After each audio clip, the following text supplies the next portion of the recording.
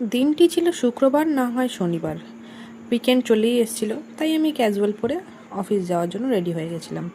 আর সেদিন একটা নেমন্তন্ন ছিল। নেমন্তন্ন বলতে গেলে আমার একটা কলিগের বাড়িতে কালী পুজো ছিল, তো সবাইকেই নেমন্তন্ন করেছিল।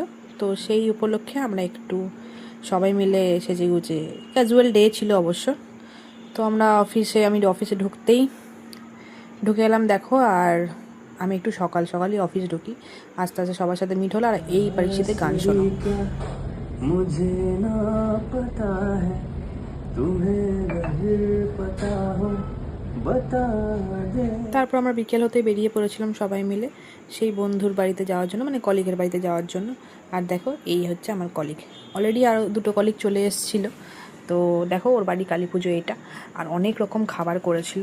খাবার খাওয়ার পরও ওর বাড়ির লোক কি করেছে, এত খেয়েছি, প্রচণ্ড ভালো খাবার হয়েছিল। খাওয়ার পরেও আমাদের হাতে পার্সেল দিয়ে দিয়েছিলো খিচুড়ি আর তরকারি।